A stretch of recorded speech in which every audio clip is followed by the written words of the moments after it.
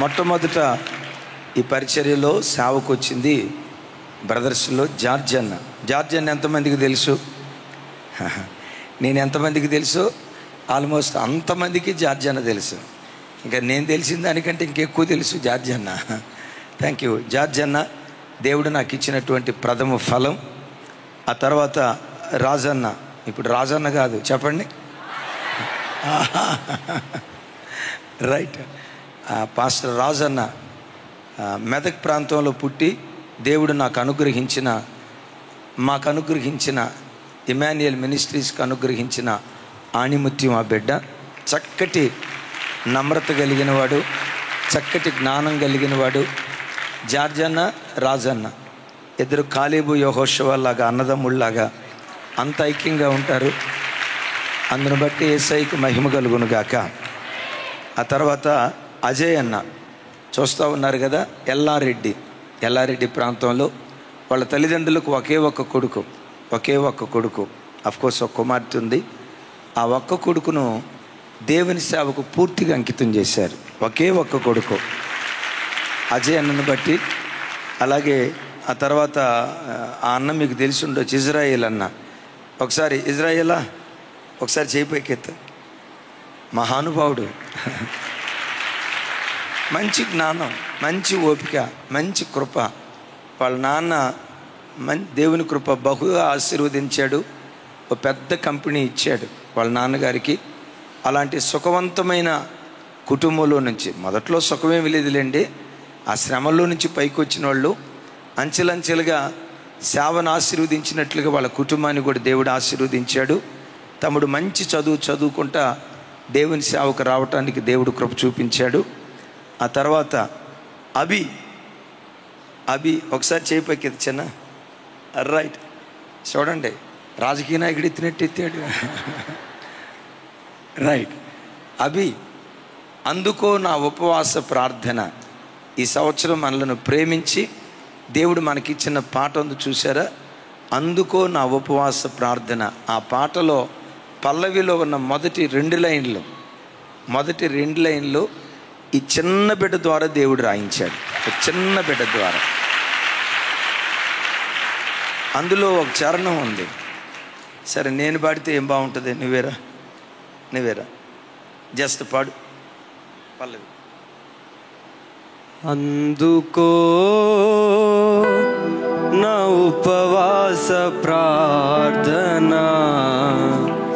ధూపము ఓలే నా యేసయ్యా. అందుకో నా ఉపవాస ప్రార్థన,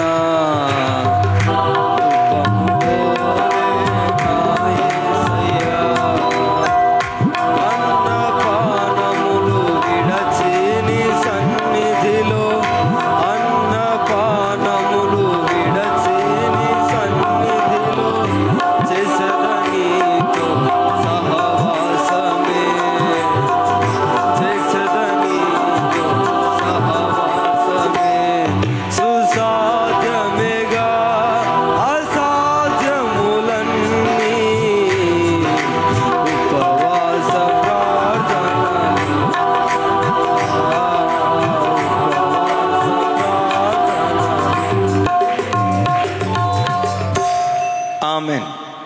ఆ పల్లవిలో అన్నపానములు విడచి నీ సన్నిధిలో అని రాశారు. మేమన్నాం విడచి కాదు చిన్న, మరచి అని రాస్తే బాగుంటుంది అని అన్నాం. వీడేమన్నాడు తెలుసా, ఉపవాసం అన్నపానాలు మరిచిపోం కదన్నా, మన కళ్ళ ముందు మెదిలాడుతుంది కదన్నా. విన్నారా?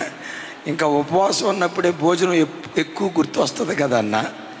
అన్నపానాలు విడచి అని రాస్తేనే కరెక్ట్గా ఉంటుంది, మరిచి అని కరెక్ట్ కాదు అన్నాడు.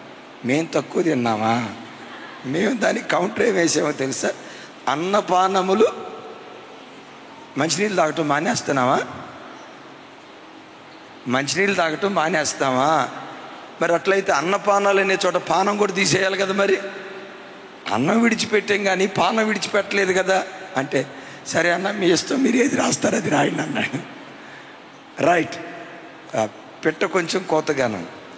దేవుడు రాగల కాలంలో ఈ బిడ్డలను ప్రపంచ దేశాలను తలకిందులు చేసే గొప్ప సేవకులుగా దేవుడు వాడుకొనుగాక.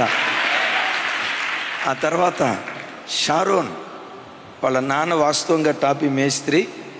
అయితే దేవుని కృప బహుగా దేవుడు వాళ్ళని ఆశీర్వదించాడు.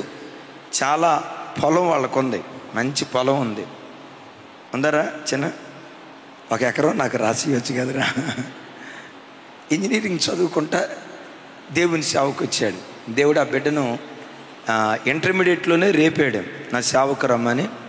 ఇంజనీరింగ్లో జాయిన్ అయ్యి చదువుతా ఇంజనీరింగ్ చదువుతూ బిడ్డ సేవకు రావడానికి దేవుడు కృప చూపించాడు. ఆ తర్వాత ఆ తమ్ముడు, చివరి తమ్ముడు పేరు జోర్డాన్ జేమ్స్. ఆ తమ్ముడు తెలుసా మీ అందరికీ? రైట్.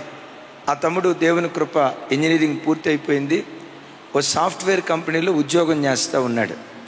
2 సంవత్సరాలు దరిదాపుగా ఉద్యోగం చేశాడు. అయితే ఇంజనీరింగ్ అయిపోయినప్పటి నుంచి నేను సేవకు వస్తానన్నా, నన్ను తీసుకోండి, ప్రభు నన్ను ప్రేరేపిస్తూ ఉన్నాడు. సేవకురాలకి చెప్పాడు, నాకు చెప్పాడు, ప్రార్థన చేసుకో, దేవుడు మాకు కూడా ప్రేరేపణ ఇస్తే ఆ తర్వాత చెప్తావులే అని చెప్తా ఉన్నాం.